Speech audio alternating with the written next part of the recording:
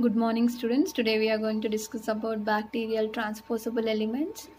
Genetic instabilities are observed in bacteria, which has led to the identification of transposable elements.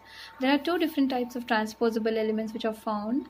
They are transposons and IS elements. Simple transposable element is IS element, and it is the first found transposable element in bacteria or prokaryotes.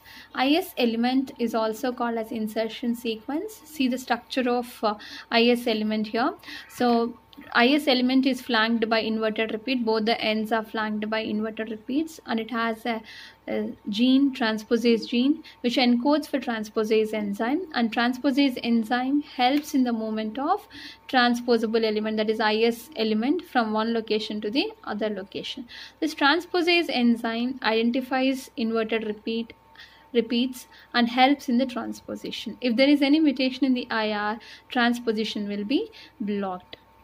So here just see the picture which help you to understand the transposition. So transposition is nothing but the movement of IS element here. So IS element here, it is flanked by IR repeats. Okay, so as a structure, if you see here, GC, and it is beginning from C, T, G, A. Okay, and then this will be coding for transposase gene. So IS element can move from one chromosome to other chromosome, and it can move within the same chromosome. Our IS element can move from chromosome to plasmid also, because bacteria will have plasmid. So IS element can move from chromosome to plasmid also, and IS element can move within the same chromosome also. So here the location where the IS element will be present will be called as donor site, and the site where the transposable element, that is IS element, is inserting itself will be called as a recipient site. It is also called as a target site. So here it is a target site, is nothing but a recipient site. So now you need to understand how this IS element will be inserted into the target site, that is the movement of IS element from the donor site to target site, or from the donor site to recipient site. So here IS element, before moving, the first thing will be a staggered cut will be made in the target site. So staggered cut, when a staggered cut is made here in the target site, this single stranded ends will be generated. Single stranded ends will be generated. So see here, TCGAT, TCGAT, and the complementary sequence AGCTA, AGCTA, and here in between these two strands, there will be insertion of IS element, and then you can see the gap here which has been generated by the insertion of IS element, and these gaps will be filled by DNA polymerase. DNA synthesis occurs with the help of what? DNA polymerase, and then the short segments will be synthesized. And once the short segments are synthesized, that is, you can see here the new DNA, pink color one will be the new DNA, and then once the new DNA is synthesized, the gaps will be sealed by DNA ligase. So initially, if you see, before insertion of IS element, if you see TCGAT is a target site.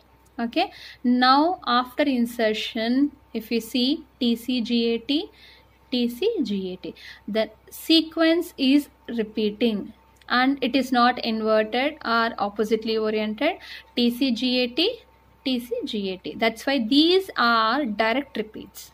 Whenever a transposable element or IS element is moving from one place to other, it is generating direct repeats. And these direct repeats are nothing but what? Target site. So target site is getting duplicated. Here the number of copies of target site is 1. After insertion, the number of target sites have been increased. That's why it is called as target site duplication. See, it is very simple. Try to understand. When an IS element is moving from one place to other, that is from donor side to target side or recipient side, the first step will be a staggered cut will be made in the target side, and the single stranded ends are generated.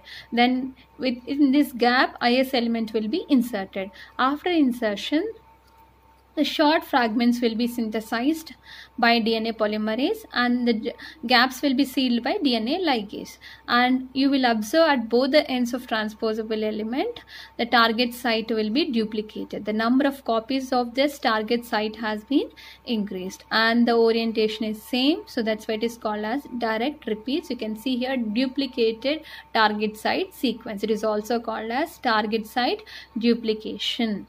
So this is about the transposition of IS elements. So coming back to the number of base pairs in the IS element here. IS element, we have so many types based on the number of the base pair, that is a length.